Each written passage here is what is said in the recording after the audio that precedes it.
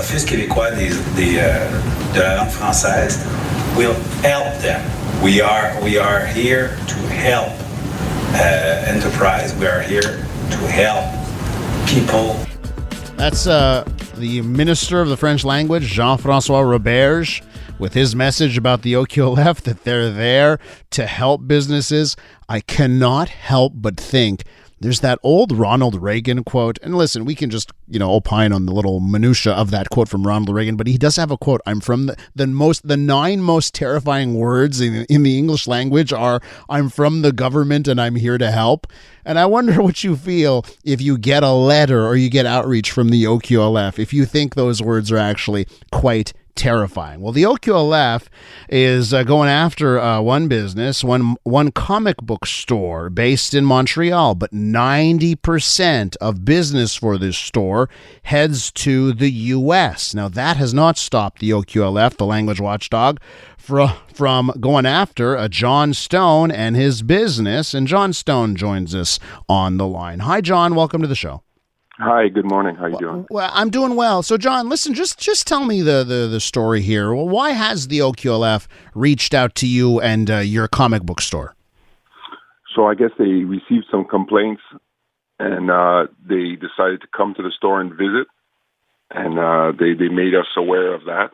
So, tell me about your store, John. Well, it's a comic book store. We're mainly online. We did have a front store, but unfortunately, like during the pandemic, things were going quite well. And then after the pandemic, people don't have as much disposable income. And they're using it, to go to bars, go to movies, go on trips. So unfortunately, it's not as busy as it used to be in the store.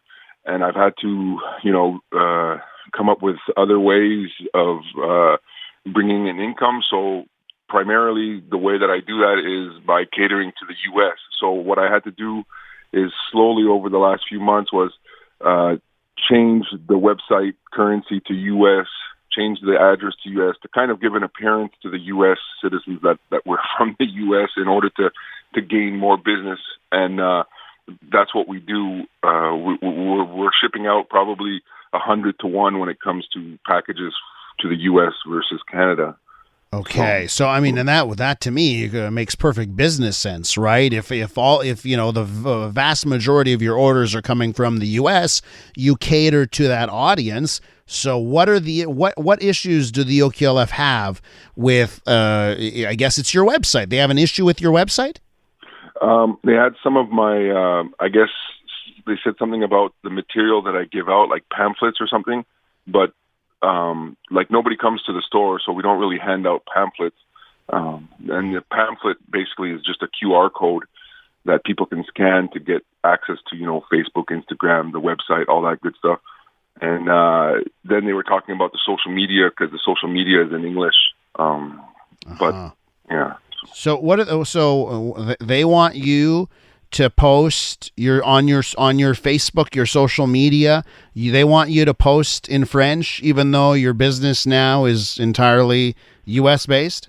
Well, they would, but when they came to the office, like first thing was when they came to the office, my staff is all francophones. Like I'm from Ontario originally, but I've lived here for 20 years and I speak really good French. So when they came, we greeted them in French, not knowing who they were.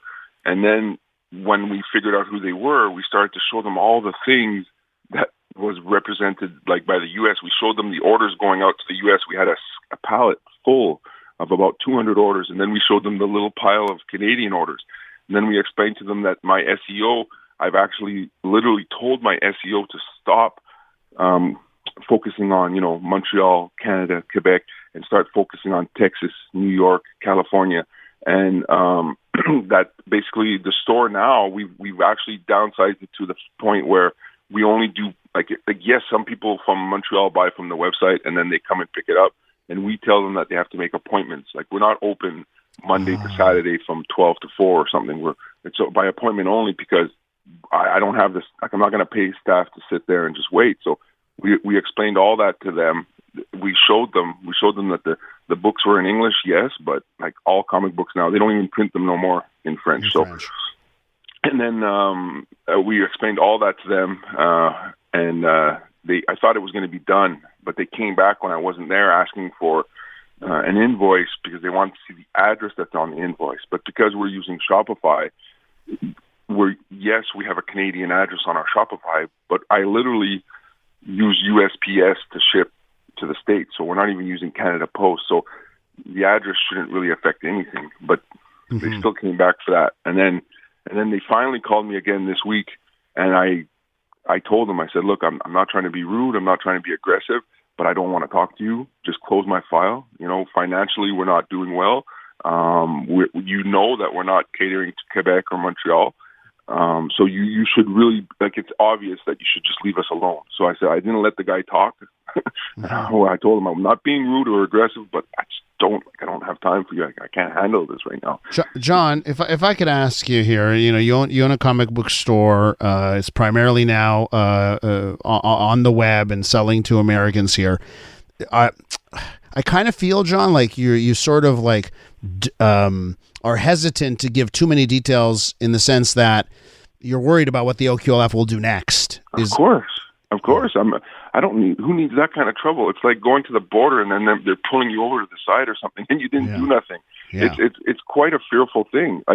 Who knows what they're going to make you do and what hoops they're going to make you run through? And I don't have no time for that. I'm running after finances. I'm trying to recover from all of what's going on. And matter of fact, I'm going to be going from my location. And I'm going to be downsizing. I'm going to put everything. I told them that too. I said, if you continue to do this, I'm just going to close. I'll gladly open up a store, a U.S.-based store. It's online. I can do, I'll pay my taxes in the U.S. instead of paying it here.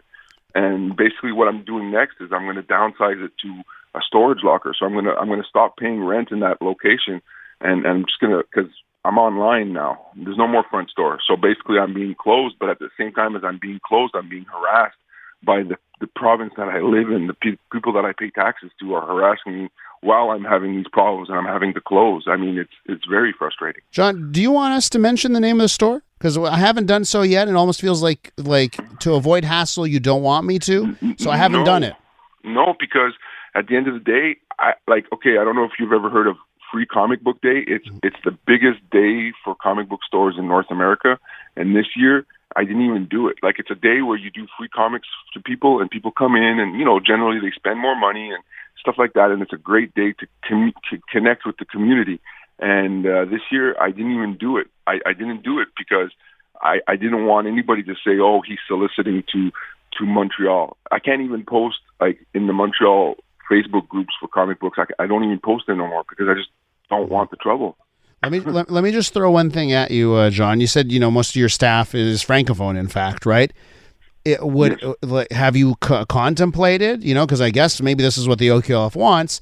Okay, well, have another. Start a new Facebook account where you post in French and have a French version of the website, and they'll go away. Is that what, or does it not make business sense to even go down that path? No, there's no money for me here. There's no. It's just a different industry, a different market. So, the market in the U.S. is so much bigger, and that's what I've started to do. I travel more to the U.S. conventions. I post on the U.S. pages to get more, and as a matter of fact, I'm letting go probably 2 of the staff members because I just I have to downsize and I can't continue like this. John, would you consider moving across the border to Ontario or moving to upstate New York? Is that where what's next? The next stop? Absolutely, upstate New York is I have my PO box already there. I over the last few years, I went through quite a bit to be able to find the proper process of shipping and because to get stuff over the border and all that kind of stuff, there's a bit of a learning curve. So I've pretty much mastered that now. I've had to since the pandemic, right? So now that I'm in that position, being pressured like this just kind of reinforces my thoughts of just making the switch.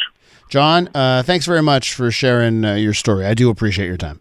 Thank you. Have a great day. I appreciate it. John Stone owns a comic book store here in Montreal, and as you've heard now, focusing on the U.S. sales online.